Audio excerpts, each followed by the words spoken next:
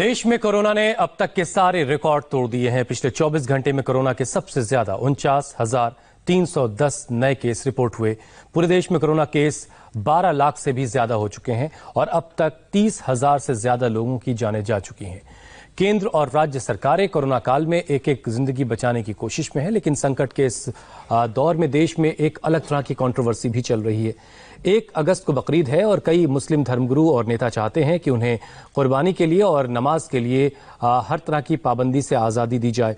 Corona की सख्त guidelines के बावजूद पूरी ढील मिलनी चाहिए, ऐसी उनकी मांग है। पूरा देश वायरस के बढ़ते संक्रमण का सामना कर रहा है। यह ऐसा वक्त है जिसमें थोड़ी सी भी लापरवाही एक बड़ा कोरोना विस्फोट कर सकती है।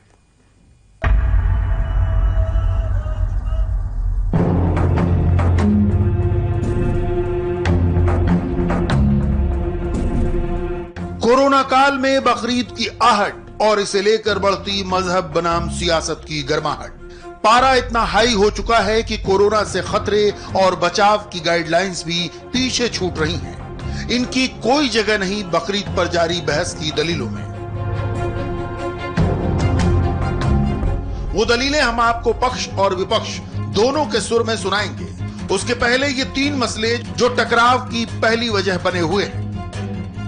सामूहिक नमाज पर रोक न हो, बकरीद की कुर्बानी पर पाबंदी न हो, जहां लॉकडाउन है वहां बकरीद के दिन ढील हो। ये तीनों मांगे मुस्लिम संगठनों की तरफ से आई, जो परंपरा के लिहाज से वाजिब तो है, जैसा कि मस्जिदों में नमाज और कुर्बानी का रिवाज रहा है। लेकिन समस्या तब खड़ी हुई जब कुछ मुस्लिम संगठनों ने इस बात पर जोर देना शुरू किया कि बकरीद के मौके पर सरकार को लॉकडाउन में ढील देनी ही पड़ेगी।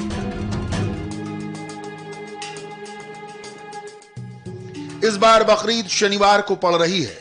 यूपी में शनिवार रविवार को लॉकडाउन है। भोपाल में भी लॉकडाउन रहेगा।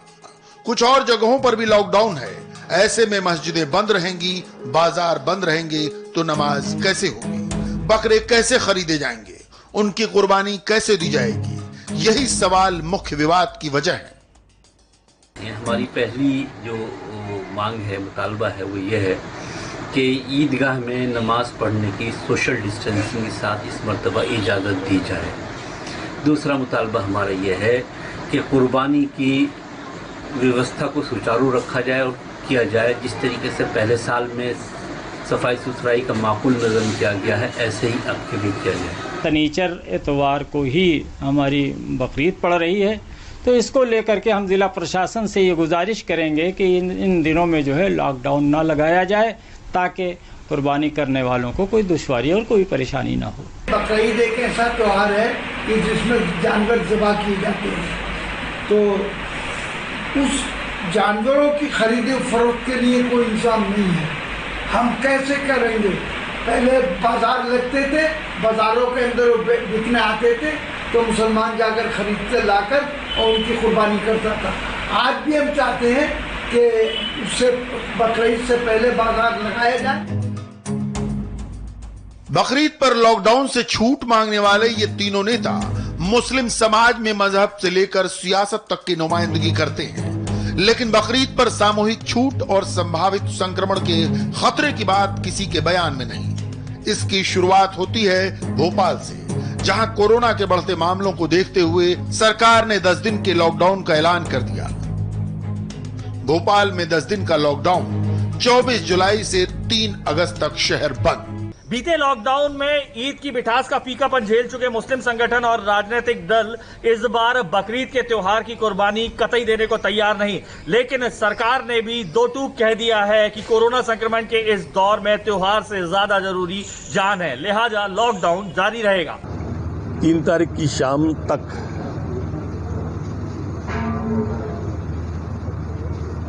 10 दिन के लिए पूरा रहेगा। ये इसमें दवाइयाँ, सब्जी वाले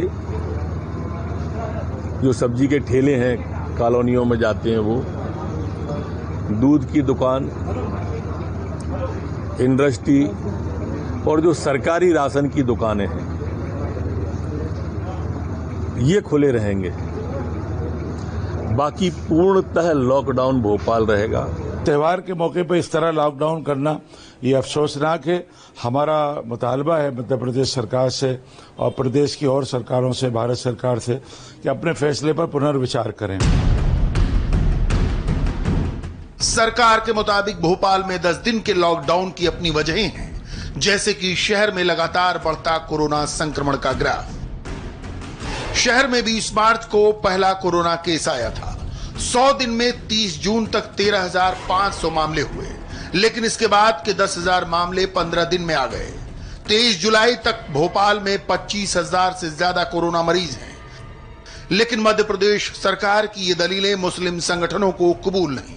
सिर्फ मध्य प्रदेश में ही नहीं बल्कि उत्तर से लेकर महाराष्ट्र तक बकरीद पर विशेष छूट दिए जाने की मुहिम चल पड़ी है। दलील दी जा रही है कि जब सियासत से लेकर दूसरे धार्मिक आयोजन तक हो रहे हैं तो बकरीद पर नमाज और कुर्बानी के लिए ढील क्यों नहीं। जिस तरीके से सुप्रीम कोर्ट ने पूरी में पूजा की 500 लोगों के कुछ फासले के साथ इजाज़त दी थी, तो उसी चीज़ को मद्देनज़र रखते हुए जुमा की नमाज की हमने इजाज़त अपने वज़ीर आला से तलब की थी। और उसके बाद अब बकरीद भी है और ईद की नमाज भी है, लिहाजा बकरीद के लिए भी हम लोगों को सहूलत दी जाए और नमाज ईद की भी हमको सहूलत दी जाए।